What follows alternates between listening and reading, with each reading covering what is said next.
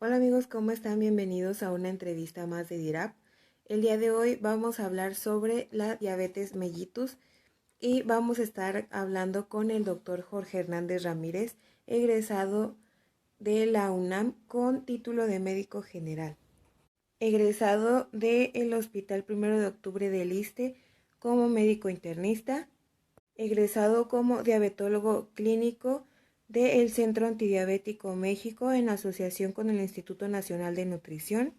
Actualmente está laborando en el Centro Médico del Instituto de Seguridad Social de Tabasco, ISET, y está a cargo de la clínica de diabetes. Sin más preámbulo, vamos a la entrevista. Bueno, entonces vamos a empezar con la primera pregunta. ¿Qué es la diabetes mellitus? La diabetes mellitus es una enfermedad metabólica donde lo que lo caracteriza es el exceso de glucosa. Esos niveles de azúcar que regularmente son altos por arriba de los 100, que es lo normal, y causa pues algunas alteraciones metabólicas que ya involucra situación de los ojos, el cerebro, los riñones, y pues bueno, en realidad es eso, una enfermedad metabólica que lo caracteriza es el exceso de glucosa. Ok. ¿Y qué pruebas se realizan para detectar esta enfermedad? Para saber si una persona tiene problemas de diabetes, hay que hacerle diferentes exámenes de laboratorio. Uno de estos es una glucosa de ayuno, que es la primera glucosa por las mañanas, 8 horas de ayuno en promedio, y esta debe de ser mayor a 126 en más de 2 ocasiones. Okay. Tiene que haber una glucosa en cualquier momento del día, que le llaman ocasional, y si es superior a 200, también ayuda al diagnóstico de diabetes. Una hemoglobina glucosilada, que es el control metabólico del azúcar al lapso de 3 meses, y si este es mayor a 6.5, también puede existir un diagnóstico de diabetes, pero no es solamente exámenes de laboratorio. Tiene que ser exámenes de laboratorio más la sintomatología del paciente para saber si en realidad tiene problemas de diabetes. Ah, ok. Y entonces, una vez que ya se diagnosticó, ¿cuál o cuáles son los tratamientos que se deben de seguir? Después de que el paciente, pues bueno, lo clásico, ¿no? El que orinan mucho, comen mucho, orinan mucho por las noches, bajan de peso, que esa es la sintomatología, que es lo que el paciente tiene. Más estos exámenes de laboratorio que te platicaba, cuando conjuntas todo eso, entonces sí ya tienes un diagnóstico de diabetes. Ujú. Y el tratamiento principal tiene que ser la alimentación. Limitarse en el consumo de azúcares para empezar. Nada de refrescos, nada de galletas, nada de pasteles, nada de endulzar las cosas con azúcar, miel o piloncillo. Y de ahí es la parte principal. Pero como esta enfermedad, hablamos, por ejemplo, diabetes mellitus tipo 2, hay diabetes mellitus tipo 1, hay diabetes gestacional, hay otros tipos de diabetes, que es en realidad en lo que se divide la diabetes. El tratamiento principal de lo que más vemos, que son los diabéticos tipo 2, lo principal es la dieta. Y de ahí ya viene el manejo con fármacos a los que les llamamos antidiabéticos orales, que pueden ser medicinas para ayudar a bajar esos niveles de glucosa o el uso de insulina, que en realidad debería de ser parte de lo principal. Pero pueden ser medicamentos orales, que se llaman hipoglucemiantes orales, o el manejo con insulinas aunado a la dieta. Ok, ahorita que mencionas lo de los tipos de diabetes, ¿cuáles son las diferencias entre cada uno de los tipos? Bueno, primero, ¿cuáles son y cuáles son las diferencias? La clasificación de la diabetes es diabetes mellitus tipo 2, que es el casi 80% de nuestra población, que es en gente adulta regularmente, pero aquí lo que más caracteriza es cómo inician en cuanto a sus manifestaciones del diagnóstico. Ahorita te lo divido. Diabetes mellitus tipo 1, que regularmente se asocia a gente joven, pero ya hoy en día no solo es así. Aquí lo que lo caracteriza es que el páncreas deja de producir insulina en su totalidad a no más allá de 2 o 3 semanas. Diabetes gestacional, que son las mujeres que se embarazan y empiezan a producir alteraciones metabólicas y elevación de la glucosa al lapso del tercer trimestre del embarazo. Y otros tipos de diabetes que ya engloba muchas otras cosas, porque un insuficiente renal puede causar diabetes, porque problemas tiroideos pueden causar diabetes, algunos síndromes, hasta como el Parkinson puede desarrollar diabetes. Entonces, pero bueno, eso ya se cataloga en otro gran rubro, que son precisamente otros tipos de diabetes, pero bueno, en lo Oh, general ok. son así. Sí, que de hecho la diabetes también puede generar algún otro tipo de enfermedad. Pues van de la mano, desafortunadamente, como son cosas metabólicas y tu organismo pues se compone de muchas situaciones, puede alterarte muchas cosas o bueno, lo clásico hoy en día, por ejemplo, Cuando alguien acude para hacerse una prueba o porque se siente mal es porque ya empezó con días atrás. En el diabético tipo 2 te decía, lo clásico es la evolución que tienen. El diabético tipo 2, que es el mayor porcentaje de pacientes que hay, empiezan de una manera paulatina, poco a poquito. Empiezan a sentirse un poquito cansados, con mucho sueño, con mucha flojera, con mucha sed, con mucha hambre, bajan de peso, orinan mucho por las noches y es cuando se deciden hacerse un examen. Pero para ello ya tardaron de 5 a 10 años porque pues bueno, aquí y por allá en Tabasco que también el calor es un poquito fuerte, dicen, no, pues es que tomo mucha agua porque tenía mucha sed. Y orino mucho porque tomo mucha agua, cuando en realidad pues el problema no es ese. Sin embargo, pues bueno, la evolución es así un poquito tardada y paulatina. Ya cuando se empiezan a hacer los exámenes, y por eso no solo es un examen de laboratorio, hay que hacer varios para estar checando. Los exámenes de orina no son diagnóstico, pero ayudan mucho también a saber, porque cuando tu organismo tiene glucosa alta, drena azúcar el riñón para ayudártelo a bajar, pero eso no es normal. Y en los pacientes con problemas ya de diabetes, o a los que se les hace diagnóstico, salen pero sí con 1000 miligramos de glucosa en orina, que ya no es nada normal. No, pues. Entonces, pues las personas pueden no darse cuenta de que estaban enfermas de diabetes. Desafortunadamente, la diabetes mellitus tipo 2 es en la que regularmente tardan en darse cuenta, porque te decía, la evolución es lo principal para saber quién tiene o quién no tiene tipo 1 o tipo 2. Los tipo 1 regularmente se asociaba más a gente joven, a niños. Hoy en día ya no es así. Ya vemos adultos que desencadenan su problema de diabetes de la noche a la mañana. Esta evolución es más rápida. Regularmente empiezan a bajar de peso, se asocia más a un proceso viral, por ejemplo, y ahorita con las situaciones de pandemia y el tratamiento, el uso de esteroides desencadena también problemas de diabetes, porque desencadena metabólicamente esos esteroides alteraciones de la glucosa y se les dispara la glucosa. De esta manera, en los tipo 1, la evolución es más rápida, no más allá de 2 o 3 semanas exageradamente. Y esto es porque el páncreas empieza a dejar de producir insulina, que es la que nos ayuda a controlar la glucosa. Y obviamente, pues bueno, cuando ya no hay insulina, no hay nada que te ayude a nivelar un poquito la glucosa y empiezan a caer. Estos son los que caen al hospital con algo que le llamamos cetoacidosis diabética, que es obviamente una exageración en la glucosa, por arriba de los 600 miligramos por decilitro, y pues obviamente el diagnóstico al momento de checarles la glucosa, pues es mucho más rápido en estas personas, pero es porque no hay ni gota de insulina en el páncreas. En los tipo 2, esa insulina se va agotando poco a poquito, y ese es el problema, que no sabemos qué tan rápido se le acaba la reserva, lo que le llamamos reserva pancreática. Esa insulina que está dentro del páncreas, que es la que te ayuda a controlar la glucosa, se va desgastando poco a poco. Y se supone, según los libros, dicen que el 50% de esa reserva se acaba a los 10 años de la evolución. Y es cuando el paciente se empieza a dar cuenta, pero pues ya pasaron de 5, 8, 10 años atrás, cuando empiezan con las manifestaciones. Por eso es la raíz de esta situación del diagnóstico. Y en las embarazadas, pues no se diga, ¿no? Te decía, al cabo del tercer trimestre y alteraciones de glucosa, que es muy similar al diabético tipo 1. Y bueno, ¿existe algún tipo de prevención o sea, prevenir que te dé diabetes mellitus? Pues se supone que en México todos tenemos determinada la situación de ser diabéticos por nuestra carga genética. Esto quiere decir que si en casa tenemos familiares, ya sean abuelos, tíos, papás, hermanos que tienen problemas de diabetes, pues lo ideal es que te empieces a cuidar. Y lo principal, decíamos, del tratamiento tiene que ver con la alimentación. Entonces, pues la parte preventiva recae en esa parte, en la parte de la prevención en cuanto a la alimentación.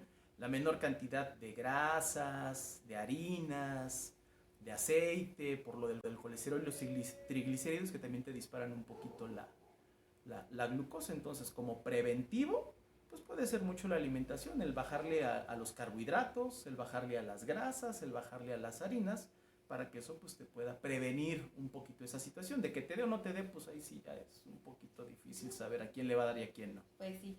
Bueno, la diabetes nada más es de que sube la cantidad de azúcar en sangre, o puede que los diabéticos también sean de que tienen niveles muy bajos de azúcar. No. Ahí existe algo eh, en la parte de la diabetes, no todo se llama diabetes. Ya sabemos que existe algo a lo que se le denomina prediabetes, que es un pasito antes de volverte diabético, pero muy poquita gente sabe distinguir esa parte. Ahí hay un dato bien específico que es esa parte. La hipoglucemia o la baja de azúcar es una manifestación de que algo malo está sucediendo.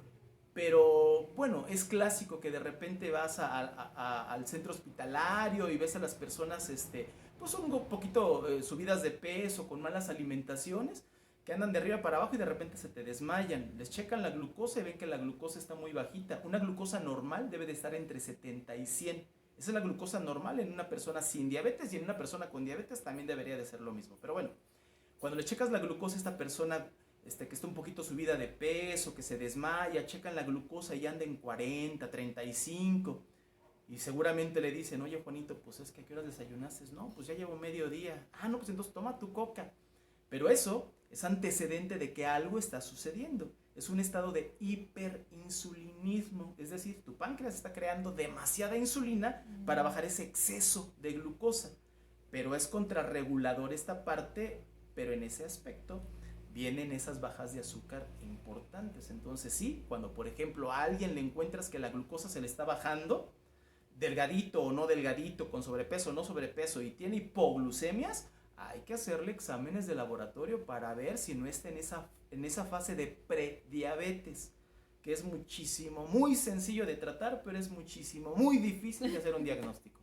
Sí, bueno, entonces ahí es cuando dicen, es que a mí se me baja el azúcar y por eso tengo que estar siempre tomándome mi refresco o comiéndome un pastelito porque eso es lo que necesito, porque a mí me sobra insulina. Exacto, pero no es tanto que te sobre insulina. Bueno, tu glucosa al estar alta, nuestro cuerpo regula esa situación. Tu páncreas, que es el encargado de producir la insulina que baja la glucosa, también tiene otras celulitas que producen glucagón. Ese glucagón sube la glucosa, la insulina baja la glucosa. Es decir, tu propio páncreas te regula el azúcar. Pero cuando tú le metes mucha cantidad de azúcar, a que esta célula que produce glucagón se eleva, más lo que tú comes, pues obviamente es un montonal de azúcar. Y de esta manera el páncreas tiene que trabajar más para bajar esos niveles exagerados de azúcar. Entonces lo está sobrecargando de esa situación. Y es por ello que de repente llega a tener unos bajones tan fuertes, porque es tanta la producción de insulina que supera esa glucosa que ya comiste, a esa glucosa producida por las células alfa, que es el glucagón, y entonces es precisamente este tipo de procesos. Ok. Y bueno, pasando a la siguiente pregunta, ¿cómo se lleva un control para este tipo de pacientes? Ya diagnosticado, aunque en realidad debería ser para todos lo mismo, hay un poquito de diferencias. Es mucho más estricto en las mujeres embarazadas con diabetes, que es la diabetes gestacional, o en los diabéticos tipo 1, a lo mejor porque pues, la urgencia de que está embarazada y el cuidado que le dan, o el otro porque es un poquito más joven y no tiene reserva de pancreática, y que los tipo 2 pues, son de más larga evolución y como que toleran un poquito más, pero bueno, debería de ser igual. Las mediciones de glucosa, las glucometrías, el piquetito en el dedo, en realidad debería de ser de todos los días. Ya muchas ocasiones pedimos que mínimo sea 3 veces a la semana para saber más o menos qué tan bien, cómo anda. Y esas 3 ocasiones de medición de glucosa en adultos, hablando de diabetes mellitus tipo 2, tiene que ser de primera instancia en ayuno, para saber primero cómo anda, cómo está y ajustar la parte de los medicamentos. Y después vienen los exámenes de laboratorio. Una glucosa central, que es la que te hacen en el laboratorio, pues la puedes hacer igual que la glucometría, si quieres, no sé, una vez a la semana, cada 15 días. Lo más común que ocurre en nuestro país es que los exámenes se les hacen cada 3 meses a los tipo 2. A los tipo 1 es cada mes. Y te hacen algo que se llama química sanguínea de 5 elementos, que es la glucosa, la urea y la creatinina, que eso nos ayudan mucho a saber la función renal, el ácido úrico, el colesterol y los triglicéridos, y eso nos da un más o menos pormenor de cómo va metabólicamente hablando, junto con la hemoglobina glucosilada, que como te decía tiene que ver con un control metabólico del azúcar a lapso de 3 meses para ver qué tan bien o qué tan mal, y como es un porcentaje de glucosa, viene en números porcentuales y lo normal es menos de 7. De 7 para arriba es descontrol. Entre más alto, mayor descontrol. Un examen general de orina para ver si no hay infecciones frecuentes de vías urinarias, si no está arrojando glucosa, si no hay piedritas, si no hay cristales. Y eso en lo general es lo básico para una situación de buscar control en un paciente con diabetes tipo 2. Ok, ¿y cada cuándo se tiene que llevar un control con el médico? Pues en la experiencia que me cargo con esta parte, digo ya con más de 25 años en este rubro, el control metabólico al principio tiene que ser, en diabéticos tipo 1, tiene que ser estricto, muchas veces cada 15 días, una vez al mes. Las mujeres embarazadas con diabetes gestacional debe de ser cada mes. En los diabéticos tipo 2 es cada 3 meses, por esa evolución de que no es tan drástica, no es tan ruda, no es tan difícil el manejo. Yo opto personalmente porque cuando llega el paciente descompensado, estarlo viendo cada 30 días. Sin embargo, su reporte que me tienen que enviar tiene que ser cada semana. Yo les pido que me hagan en una hojita que les brindo glucometrías, glucosa en ayuno, 3 días mínimos a la semana, y que me lo manden al fin de semana para saber cómo anda esa glucosa y obviamente las mediciones de la presión también. Entonces, lo ideal sería en diabéticos tipo 1 al mes, mujeres embarazadas con diabetes una vez al mes y los diabéticos tipo 2 cada 3 meses. Ok, y entonces, ¿qué pasa si no se lleva ese control? Pues pasa todo lo que vemos con respecto a la insuficiencia renal, las amputaciones, la retinopatía, todos los daños que pues muchas veces el paciente con diabetes empieza a manifestar, es consecuencia de ese descontrol. Te platicaba hace ratito. Como es una enfermedad tardía, lenta, en la que no te das cuenta y que de repente dices, pues tengo sed porque está haciendo calor y orino mucho porque tomé mucha agua, va pasando el tiempo. Pero el azúcar es bien traicionera. El daño que te hace no se repara. Y el daño que te causa se queda ahí hasta que te lo encuentran, y si el médico se da oportunidad y tiempo de detenerlo, se para ahí y ya no deja evolucionar, aunque no lo puedes detener. Pero esas complicaciones, te decía, hoy en día están llegando ya cuando te dicen, oiga doctor, es que sabe que traigo una heridita en el pie. Y así como que, ¿y desde hace cuánto? No, pues ya tiene como 3 meses. Tú le ves el pie y se le ve negro, ya la irrigación, los pulsos en los pies ya están disminuidos. Y dices, ah, caray, pues como que esto ya no se ve tan bien. A eso le llamamos que está cangrenado. Cuando ya está negrito el pie, cuando el dedito ya está casi negro como carbón, es porque ya tiene problemas de circulación y algo lo está provocando. Checas la glucosa, porque te digo, me ha tocado, le checas la glucosa en el dedo y 400, no, pues ya no hay para dónde. O sea, ¿usted tiene diabetes? No, ¿cómo de que no? Y ese pie, se supone que las complicaciones crónicas, esa neuropatía, la retinopatía, que es el daño en los ojos, se presentan 5 años después del diagnóstico. Si decíamos que 10 años te lleva a darte cuenta, más 5 años que se presente ese problema en el pie, este paciente que te platico ya lleva 15 años de evolución. Entonces, si no te cuidas esa glucosa, te puede traer complicaciones muy, muy graves, como hasta el problema del daño renal. Te digo, del dedo es un ejemplo de paciente. Otro, por ejemplo, llega diciendo, doctor, es que sabe que traigo un dolor en la espalda. Seguro es una infección. Y así como que, bueno, pues no habrá por qué no creerle, ¿verdad? Pero bueno, vamos a ver. Se le mandan a hacer estudios y resulta con que lo que te platicaba, urea y creatinina, que son en exámenes de laboratorio, nos ayudan mucho para ver qué tanto problema renal tienen. La urea tiene que ser menor a 1. Perdón, no, la urea tiene que ser menor a 50 y la creatinina tiene que ser menor a 1. Y en esos pacientes se les encuentran creatininas de 2, de 3, y eso ya nos habla de un daño renal. Haces un cálculo digo, ya a mano es difícil porque son un chorro de fórmulas, pero te metes en la aplicación y te dice el porcentaje de función renal. Y en estos pacientes, en algunos de ellos, cuando tienen más de 1.5 de creatinina, llegan a tener un 35, un 40% de función renal, cuando lo normal debe de estar por arriba del 60%. Entonces este paciente ya tiene una insuficiencia renal por consecuencia de la diabetes que nunca se dio cuenta de más de 10 años atrás. Sí, porque de hecho, bueno, se han dado casos de que les dicen, es que tienes diabetes, ya les dan un diagnóstico y ellos, no, yo no tengo eso. Y se siguen resistiendo al diagnóstico y entonces es cuando siguen comiendo dulce y siguen azúcar. Hay una gran parte en esa situación que es la fase de negación. Digo, todos cuando nos dicen algún tipo de enfermedad, de repente decimos, no, ¿cómo crees? Si yo me cuido, si en mi familia no hay. Pero es una fase de negación en la que involucra mucho, yo creo que primero que te lo expliquen de manera adecuada. Porque todavía hasta hoy en día radica la situación de que te dicen diabetes y te sientes morir. No es el mismo impacto que cuando te dicen tienes cáncer, porque entonces sí lo entienden y se cuidan. Pero cuando te tienes diabetes, cuando te dicen que tienes diabetes, te empiezas a negar a esa situación. Y también, digo, pacientes adultos mayores que ya tienen, ¿qué te gustará? 50, 60 años de edad y que dicen, ay doctor, pues 60 años llevo tomándome mi chocolatito todas las mañanas, pues se me hace difícil dejarlo. Pues sí, pero ya cuando les empiezas a platicar de pues, las situaciones, que el mayor control con la alimentación, que con menos cantidad de pastillas, pues pueden de alguna manera entenderlo. Entonces sí, tiene mucho que ver esa parte de la negación al principio. Bueno, ahorita que mencionaba lo de los alimentos, ¿qué alimentos pueden o deben consumir? Lo que más se debería de estar consumiendo son legumbres, verduras y frutas. Y en ese orden principalmente porque hay muchas frutas que son demasiado dulces. Por ejemplo, la sandía, el mango, el plátano, el mamey, la guanábana son muy dulces.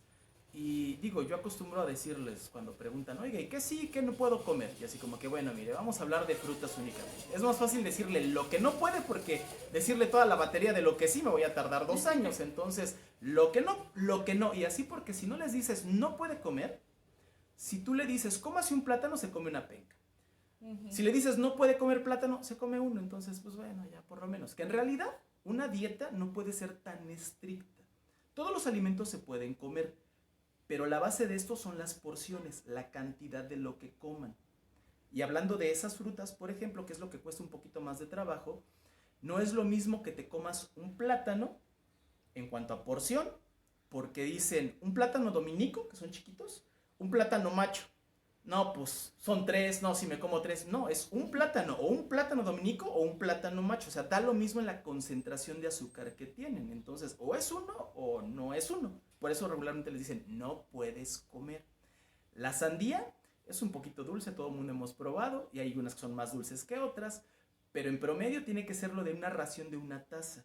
Una tacita normal de la que nos sirven en el restaurante de café, no nuestras tazas de café, no, la tacita de café, esa es la ración normal de fruta que deberíamos, bueno, los pacientes que deben estar consumiendo azúcares de fruta para diabéticos no debe de ser mayor a una taza.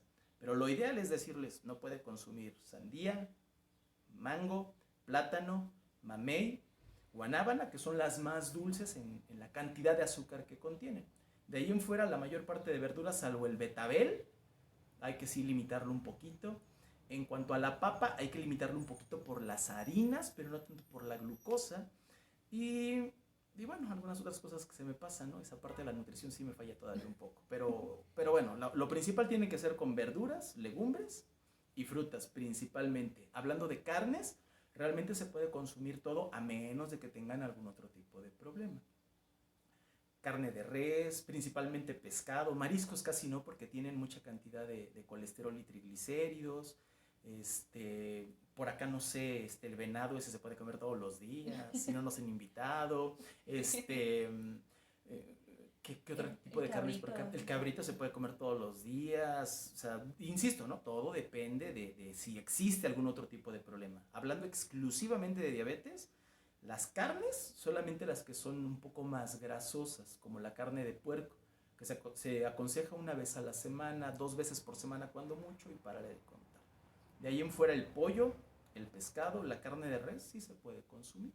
Pero me imagino que sí debe de haber algún alimento que esté prohibido para los diabéticos. Lo prohibido es todo lo endulzado. Todo lo que trae azúcar, por ejemplo, los refrescos embotellados normales, las galletas, los pasteles, los panes de dulce, todo eso, pues obviamente está completamente prohibido. Bueno amigos, esto fue todo por esta entrevista con el doctor Jorge y muchas gracias que muchos de los mexicanos tienen al respecto de la diabetes. Gracias a ti. Yo espero haberles dejado más dudas para que de alguna manera se informen más, porque es cierto, muchas ocasiones entre más lees, más te intriga y más sigues leyendo. Entonces, pues esto es un tema demasiado, demasiado grande, que cada día nos aboca más y que nadie tenemos la ausencia de un paciente con diabetes en casa. Entonces, entre más sepamos, más podemos saber qué hacer, porque hasta esas bajas de azúcar, por ejemplo, el exceso de azúcar nada más los ataranta, pero la baja de azúcar los mata.